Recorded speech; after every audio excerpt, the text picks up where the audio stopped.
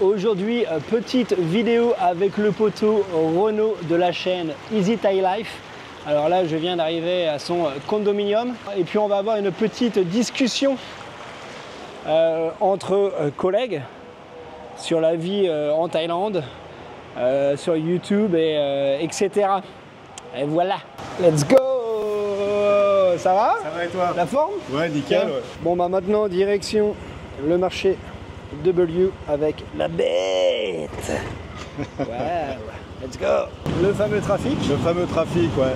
Ce qui est marrant, c'est que tu te faufiles en fait. S'il n'y a pas de trafic, c'est qu'il y a un problème. Et toi, t'aimes bien conduire dans Bangkok? Ouais, je me régale. Tu te régales? Ouais. Alors ça dépend où, tu vois, mais parce qu'il y a des fois, c'est quand même un peu stressant. Mais non, j'aime bien, c'est marrant de se faufiler. Exactement. Et ils sont quand même, je trouve, très courtois, les Thaïlandais.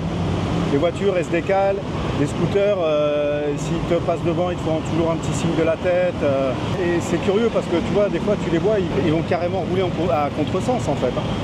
Ah oui, oui. Tu verras jamais ça en France, tu te ferais klaxonner de partout.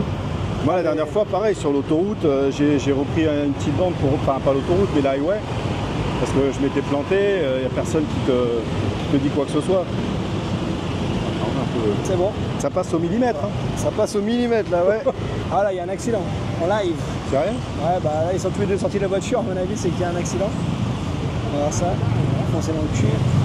Ah ouais, c'est pour ça qu'ils bloquent. Et toi, tu passes au feu rouge. Non, mais en fait, c'est quoi? Je suis un peu perturbé là. Je suis en train de parler avec toi. Okay. Je fais attention et ouais. Okay. Bah, écoute, de toute façon, oui, là pour aller tout droit, tu peux, en te mettant bien à gauche, tu peux passer au rouge. Bon, faites pas ça chez vous quand même. Et là, il y a un trafic de fou. Là, c'est le fameux demi-tour interdit. Je me suis déjà fait arrêter ici. Ah oui? Ouais. Les flics, ils se mettent là-bas, là, devant le W, et ils te cueillent. Et l'amende, c'est combien? J'avais payé 400 bahts, il me semble. D'accord. Nous voilà bien arrivés au W sain et sauf. Ça n'a pas été de tout repos. Avec le Renault qui conduit, non je déconne, tu conduis très très bien. Ouais, t'as pas eu peur d'ailleurs de conduire à Bangkok parce qu'il y en a qui voudront jamais conduire ici. Hein. En fait, la première fois que je suis venu dans l'idée de m'expatrier. Quand j'étais sur Bangkok, je prenais que des taxis, que des motocycles. Et je louais des scooters quand j'allais à Phuket par exemple. Et je m'étais dit, jamais non, à Bangkok, jamais j'aurai de moto ou de trucs, c'est pas nécessaire. Et puis après plus d'un an et demi, je me suis dit, tiens, pourquoi pas, des fois tu sais, as envie d'aller dans des endroits, tu as envie d'aller... oui, tu peux prendre un motocycle, mais puis il y a surtout le truc de liberté en fait. Tu démarres ton scoot et tu t'en vas. C'est exactement ça. Pour moi, c'est la liberté. J'ai passé 3-4 ans sans scoot. D'ailleurs, on en parle des fois avec ma femme, on en a encore parlé il y a quelques jours de ça. On marchait de chez moi jusqu'au Big C, on marchait de chez moi jusqu'au Tesco.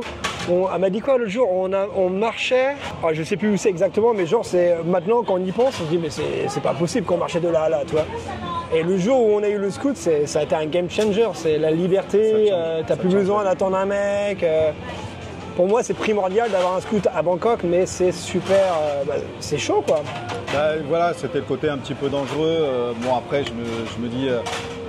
En ville, tu peux pas avoir un accident mortel, quoi, tu vois. Et puis quand tu montes sur un motocycle, tu peux en avoir, mais moins que si tu es à 90 sur une campagne où tu prends une poule ou tu as un mec qui va te couper la route. Sur les îles, d'ailleurs, c'est souvent là qu'il y a des graves super dangereux, ouais. Mais Bangkok, Bangkok, tu as des histoires de dingue, des mecs qui se tuent. Mais oui, tu as raison, en général, c'est plus des bouchons. Voilà, c'est ça, ouais. Ça roule pas trop vite, mais c'est vrai que ça te change la vie de rouler en scoot, quoi. Donc, YouTube, alors pourquoi tu t'es lancé sur YouTube? T'as quel âge d'ailleurs pour dire à la communauté? Alors, je viens de faire 50 ans. Putain, c'est dingue, 50 ans. 50 ans, c'est pour ça que justement, je peux bénéficier du visa retraite. Yes. Plein de personnes qui se posent la question. En fait, le gros problème des Français pour pouvoir rester en Thaïlande, c'est d'avoir un visa. Ouais. Et donc moi, j'ai cette chance de pouvoir bénéficier du visa retraite parce que j'ai 50 ans. C'est vrai que ça aide. Et donc, je suis venu ici. Moi, j'étais complètement dans un changement de vie. En même temps, dans ma vie, j'ai l'impression d'avoir eu 5 ans de vie. Tu vois, j'ai fait plusieurs métiers, j'ai fait plusieurs choses. Et puis, je voulais m'expatrier au Mexique. Ça, je l'explique dans une de mes vidéos, tu sais, que j'ai fait donc, sur ma chaîne YouTube, pourquoi je j'ai choisi plutôt la Thaïlande que le Mexique, donc je ne vais pas le redire ici, tu vois. Mais au final, donc j'ai atterri ici en Thaïlande et puis dans un but où je ne savais pas trop ce que je voulais entreprendre dans ma vie, mais je savais ce que je voulais plus faire. Moi, j'ai eu une entreprise, j'ai eu jusqu'à une vingtaine de salariés. Tu vois, ma plus grosse activité, ça a été pendant 10 ans. J'ai eu une entreprise dans le bâtiment, peinture, revêtement de sol. À côté de ça, je faisais marchand de biens et j'ai fait du coaching aussi après. Et puis voilà, et puis en même temps, tu vois, pendant 2 ans, je suis parti en van. Je me suis acheté un van et j'ai parcouru la France. J'avais même amené mon fils avec moi. J'avais pris le ferry, on avait été en Corse. Et puis j'ai toujours voyagé. Et donc là, je savais pas trop, mais en tout cas, je savais que je voulais plus rester en France. Je fais par élimination. Et en même temps, suite à une déception amoureuse, et c'est vrai que je pense qu'il y a beaucoup de Français aussi qui viennent, d'étrangers qui viennent aussi en Thaïlande pour trouver l'amour. C'est pour ça que des fois ils se cassent les dents aussi parce qu'ils s'enflamment et les Thaïlandaises, elles sont tellement sympas, féminines, douces, jolies. Accessibles, que voilà, de suite on se demande mais pourquoi je suis pas venu avant, tu vois. C'est vrai. Et voilà, donc en fait j'ai découvert ça à 49 ans. Donc j'ai commencé par un visa étudiant. C'est ça, avec mon visa étudiant, j'ai pu ouvrir mon compte bancaire. C'était où? À Duke School. C'était bien ou pas comme école? Ouais. Moi je connais Pro Language, j'en parle souvent sur la chaîne. Et c'est quoi le retour de Duke School? Les profs que j'ai eus, très sympas, bonne rigolade. Bon, ça va très vite, hein. C'est-à-dire, en fait, que tu suives ou que tu ne suives pas, c'est pas un problème. Hein. Ils enchaînent. Mais attends, c'était cours de thaï ou d'anglais? Cours de thaï. Ah, ok. Alors, honnêtement, j'ai fait le premier mois. Le deuxième, j'ai décroché et après, j'ai plus été, quoi. Et ils t'ont pas emmerdé avec les extensions? Non, parce qu'il y a un petit test à passer qui est vraiment très simple. Et après, une fois que j'ai passé le test, en fait, pour continuer, si je voulais faire une année de plus, j'avais un second test à passer. Il fallait écrire thaï et lire thaï. Ah oui. En un an. Et moi, j'ai dit non. Mais j'ai même demandé à redoubler. En fait, moi, si tu veux, le premier mois, j'ai demandé, ils m'ont dit non, parce qu'il n'y avait plus de place. J'ai fait le deuxième. Et voilà. Et j'ai fait la connaissance d'un Français qui est très sympa, avec qui je suis toujours en contact, d'un Russe aussi. C'est le seul contact que j'ai gardé. Mais cette école, elle est très sympa, elle est très bien. C'est ça aussi qui est bien avec les écoles, c'est que tu peux te faire des potes. Tu te fais des potes et ça te socialise. Ouais. Tu vois, par exemple, moi j'ai pris les cours du matin. D'ailleurs, au moins de 9h à midi, je savais que j'allais devoir me lever et que j'allais devoir aller à l'école. Ouais. Parce que voilà, la Thaïlande, même Bangkok, tu peux sortir tous les soirs. Il n'y a pas de week-end. Hein. Si tu veux faire la fête tous les soirs, tu peux sortir tous les soirs. Donc suivant en fait la direction que tu prends et l'environnement dans lequel tu te mets et ce que tu fais de ta vie, c'est pour ça aussi qu'il y a beaucoup d'étrangers après qui repartent, quoi, parce qu'ils n'ont rien fait. Et voilà, donc moi je voulais vraiment me tenir à ça pour me redonner un rythme en fait. Ouais. Donc voilà, donc j'ai fait cette école-là et après j'ai démarré la chaîne YouTube avec une autre personne et puis qui s'est terminée. On avait chacun une vision différente et donc moi je suis parti, j'ai conservé la chaîne. Et voilà, donc je me suis dit, qu'est-ce que je vais faire avec ça? C'est pour ça qu'on faisait aussi pas mal d'interviews. Et puis voilà, donc après j'ai pris d'autres sujets pour varier un petit peu. Et puis en fait, je me prends vachement au jeu. Comme je te le disais même tout à l'heure, en fait j'ai 50 balais, je démarre une chaîne YouTube. Normalement, c'est pour ça que je te pose la question. Qui font ça. Pourquoi avoir commencé une chaîne YouTube et après je te demande ton âge? Parce que c'est quand même... Ça court pas les rues de voir un mec de 49 ans, 50 ans commencer une chaîne YouTube. Ouais. C'est ça, carrément. Et en plus, tu vois, Après, il les fait pas, hein, les 50 ans. Voilà. Ouais, et je suis jeune dans ma tête aussi. C'est vrai que je pense que ça y fait. Je reste jeune dans ma tête. Je me dis que tout est encore possible à n'importe quel âge. Faut pas se mettre des barrières, faut pas se bloquer. Et donc ça me fait marrer. Je le prends comme un jeu, comme j'ai souvent pris la vie. Comme un jeu, ça t'empêche pas d'être sérieux, de faire des choses sérieusement, de t'amuser, quoi. Et en fait, je prends de plus en plus plaisir maintenant. Et ça te permet aussi, tu connais, tu es passé par là. de dépasser tes peurs, de te Ça te permet de te sentir vivant, sentir vivant. Et puis tu vois, au début, face caméra, parler, tu disais qu'est-ce que je vais dire. Et puis ça ouvre des portes, mine de rien. Tu vois, tu rencontres des gens que tu n'aurais peut-être pas rencontrés avant. Et tu vois, en parlant de portes, moi j'ai un truc, c'est que pour moi, dans la vie, il y a deux portes. Il y a la porte de la sécurité. Tu vas trouver ton boulot et puis tu vas faire ça et tout. Et la deuxième, c'est la porte de la liberté. Et le problème, c'est que si tu prends la première porte, qui est la porte de la sécurité, et ben l'autre, tu l'auras jamais. Alors que si tu prends la porte de la liberté, tu peux avoir la sécurité. Ok, c'est intéressant, ouais, je suis d'accord avec toi. Ouais, bien sûr. En gros, c'est métro, boulot, dodo, ou alors tu prends des risques et tu essaies de vivre tes rêves. C'est ce que j'ai fait, j'ai fait plein de choses. Je me suis cassé la gueule, j'ai monté des affaires, j'ai fait faillite, j'ai gagné beaucoup d'argent, j'en ai perdu beaucoup. Voilà, mais tu vois, aujourd'hui quand je discute, j'avais ma vie de chef d'entreprise, je discutais en fait mon environnement, j'étais qu'avec des chefs d'entreprise. Et donc on développait, moi je suis parti de rien et mon entreprise après je faisais des Leclerc, des Carrefour, je faisais vraiment, c'était un gros business. Et si je regarde 10 ans après, les personnes qui faisaient comme moi, soit elles ont développé leur affaire et maintenant ils sont encore plus gros, mais ils ont toujours la même vie. Oui. Soit ça ne les a pas empêchés de faire faillite, enfin tu vois, c'est pas évident d'être à ton compte. Donc au final, je serais certainement plus riche et j'aurais certainement beaucoup plus d'argent si j'étais resté là-dedans. Mais voilà, donc, comme je te dis, moi c'est la liberté. Mon truc c'est la liberté. Ouais, surtout ne pas avoir de regrets par la suite. C'est ça. Faire ce que tu as envie de faire, que ça marche ou pas. Mais au moins tu essaies. Pour moi, il n'y a rien de pire que d'avoir des regrets. Donc finir à 80 ans dans un lit d'hôpital et de se dire merde, j'ai pas fait ça, j'ai pas fait ci, ça me fait peur. C'est ce que peuvent se poser comme question les gens qui veulent s'expatrier, qui veulent venir ici. Ouais, mais si je vais là-bas 1 an, 2 ans et que ça marche pas, au pire ça marche pas, tu reviens. Tu vois ce que je veux dire? On va pas t'arracher un bras parce que tu viens ici puis que ça marche pas, tu rentres. Exactement. Même si tu as, au pire, même si tu n'as pas fait ce qu'il fallait, même si tu as fait plein d'erreurs, mais au moins tu auras une expérience, tu auras quelque chose à raconter, tu auras vu autre chose que ce que tu vois de ton quotidien. Tu dis que tu vas rencontrer une Thaïlandaise, tu fais comment pour les rencontrer? Tu vas où? Comment tu t'y prends? Thai friendly. Thai friendly? Thai friendly, ouais.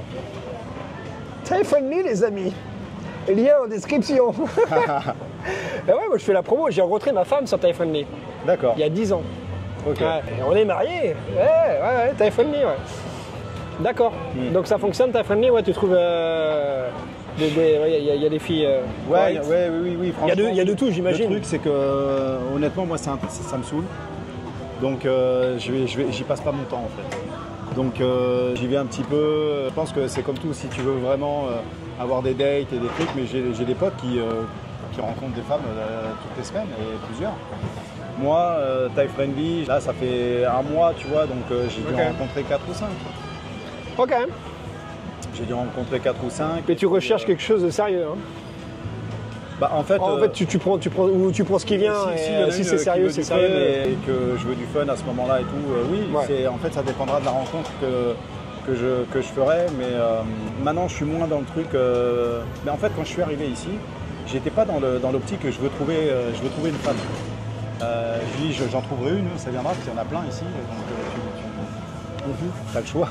Mais ça s'est tellement, tout s'est fait vite et ça s'est tellement enchaîné, répondait à tous les critères, si tu veux, qui me correspondaient, que je me suis dit, bah ouais, c'est génial. Et les premiers mois, honnêtement, je me voyais rester avec elle. J'ai été voir sa famille, elle est venue voir ma famille. Donc, elle est venue voir ta famille? Ouais. Bah, ça aussi, c'est un truc. Elle est venue en France? C'est un truc de fou, ouais. Je l'ai jamais dit, ça te fera un scoop. En fait, voilà, c'était vraiment très très jalouse, très très possessive, histoire de fou. Donc on arrêtait, on se remettait ensemble et tout. J'avais pris les billets donc déjà pour faire le visa pour qu'elle vienne en France. Son visa était validé. Je prends les billets et les billets je les prends sur Go Voyage. Je les prends pas direct avec Air France. Je dis c'est important parce que maintenant je les prends direct avec Air France. Je prends donc les 2 billets et elle me rend la vie impossible. À force, et tu peux pas te séparer d'une taille.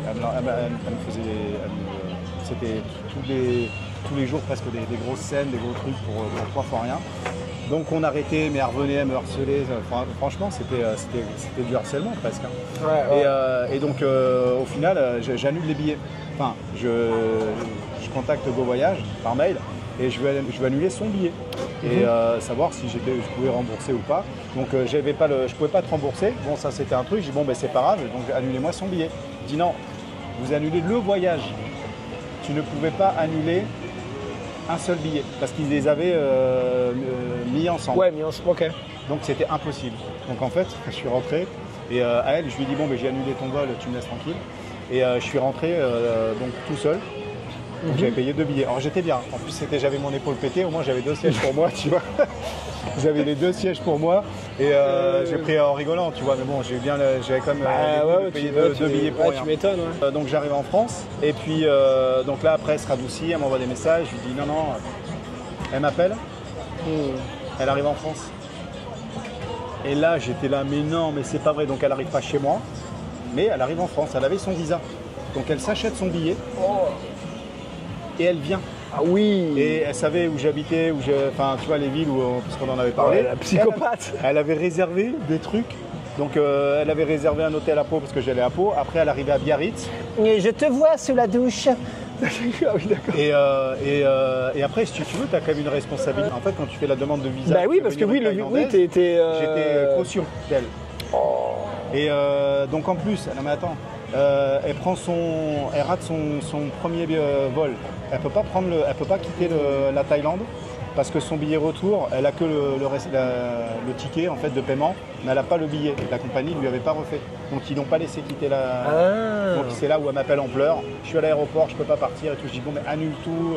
Non, appelle juste l'hôtel. Elle me donne les coordonnées de l'hôtel à Paris pour dire qu'elle viendrait pas ce jour-là, mais qu'elle viendrait le lendemain. Donc elle a repris un autre billet pour revenir le lendemain.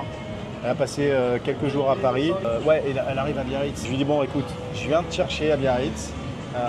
On n'est pas ensemble, on est en mode pote. Elle me dit non mais c'est bon. Et elle avait payé tous ses hôtels, elle avait payé tout. Enfin, toi il n'y avait pas de problème d'argent, on va dire. Ouais. Et là, donc voilà, donc là, je lui dis on reste en mode pote, mais voilà, forcément elle voulait plus. Oui, il n'y a pas de problème, mais elle voulait plus. Après on est revenu, donc on revenait, on se séparait, on revenait, on se séparait. Voilà pour l'anecdote. Mais toi tu l'as vécu comment d'être avec elle en France, sachant la situation T'as fait semblant par rapport à ta famille Non, ma famille je leur ai expliqué. Tu leur as tout dit? Ouais, je leur ai tout dit, ouais. Bah, donc ils ont dû l'accueillir froidement, non? Ils ont dû dire voilà. Après si tu veux, j'allais dans ma famille, j'allais voir que ma mère, mais j'étais pas chez elle. Donc on est vite fait passer la voir et je lui ai donné, je lui ai dit voilà on n'est plus ensemble et elle arrive donc je vais quand même...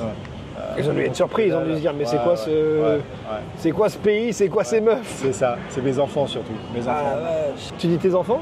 Mes enfants parce que j'ai deux enfants. Oui. J'ai une fille qui a 24 ans et j'ai un fils qui a 15 ans.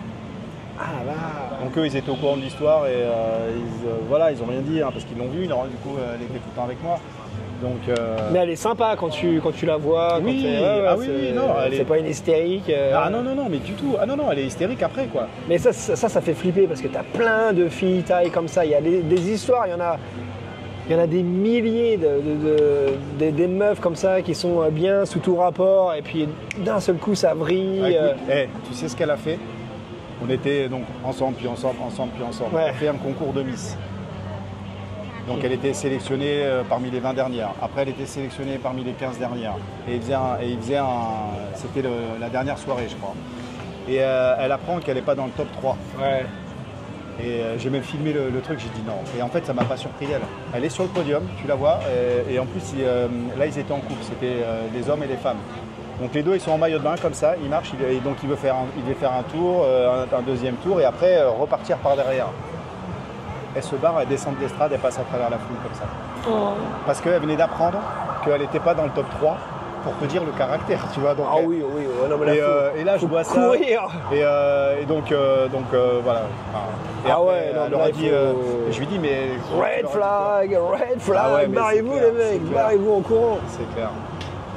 Ah oui, c'est une histoire de dingue. Ouais, j'ai eu quelques trucs comme ça. Attends, elle a failli sauter... Je l'ai attrapé, elle voulait sauter de mon balcon.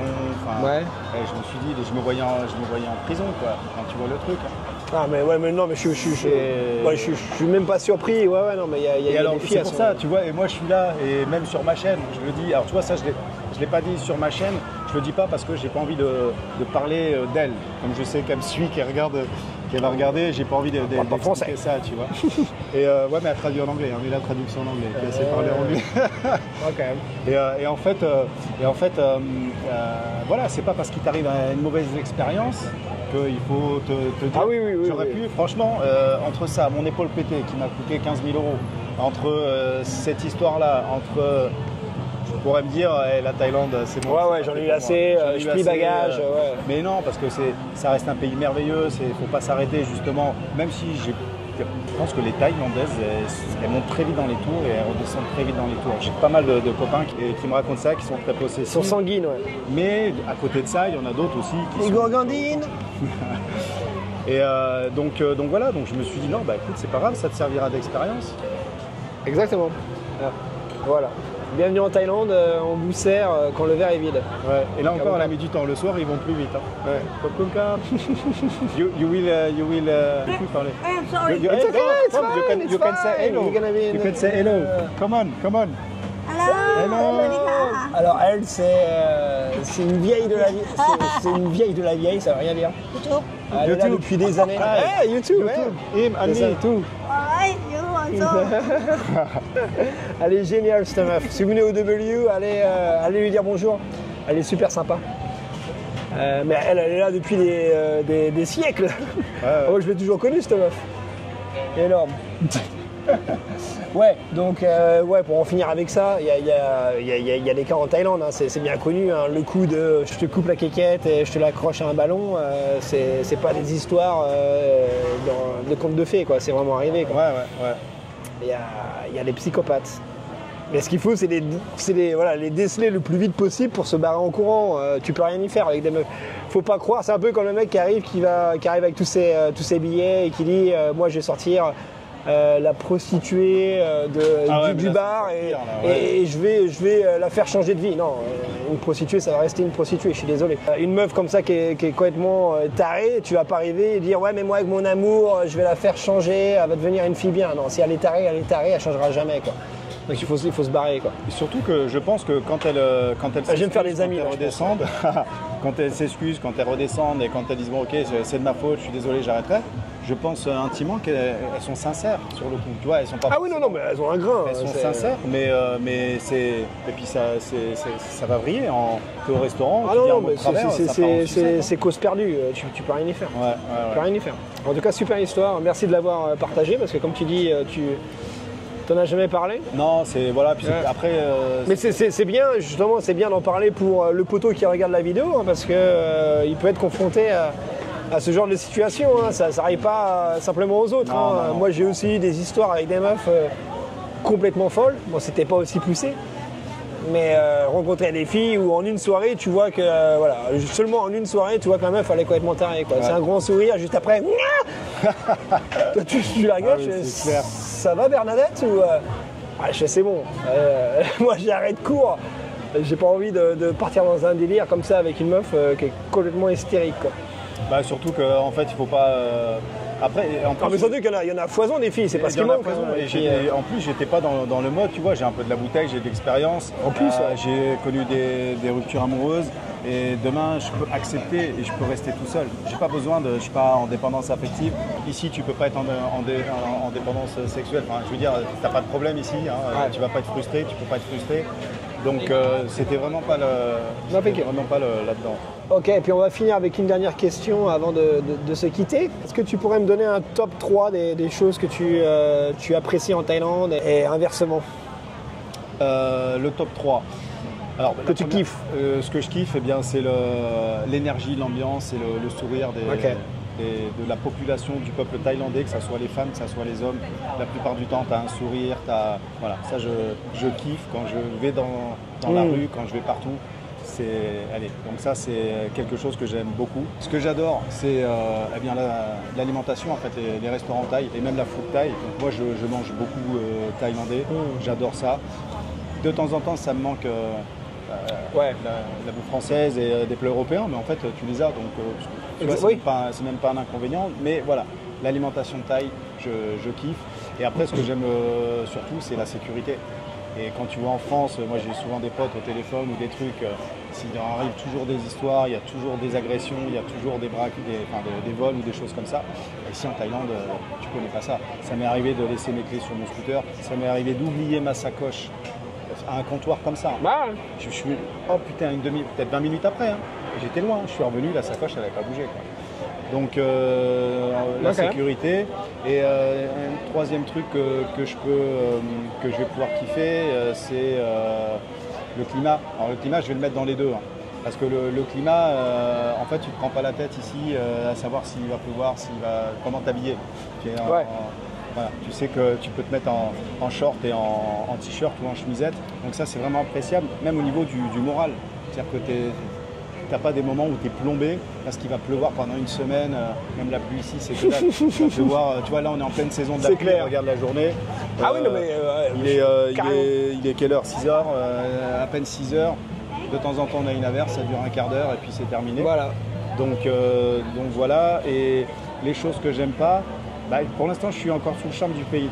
Donc je vois pas trop de choses qui me dérangent, si ce n'est des choses qui vont concerner en fait chaque expatrié. Tu es quand même loin de ton pays, tu es obligé quand même de changer les habitudes. Tu n'es plus en contact avec tes potes, avec le décalage horaire. Si des fois, tu vois, tu voudrais parler à un pote le matin, bah non, en France c'est la nuit. Ok. Donc, je terminerai là-dessus. Bon, bah, c'est très bien. Bon, voilà pour cette petite vidéo. J'espère que tu as apprécié le moment de partage avec le poteau Renaud de la chaîne Easy Thai Life. D'ailleurs, va lui donner de la force sur sa chaîne. Abonne-toi, regarde ce qu'il fait. C'est franchement génial. Si tu es encore là, c'est que tu es un bon. N'oublie pas de t'abonner, de liker, de commenter. Et pour l'année, moi, je te revois très vite pour de nouvelles aventures. En attendant, porte-toi bien. Ciao, poto. Ciao, ciao.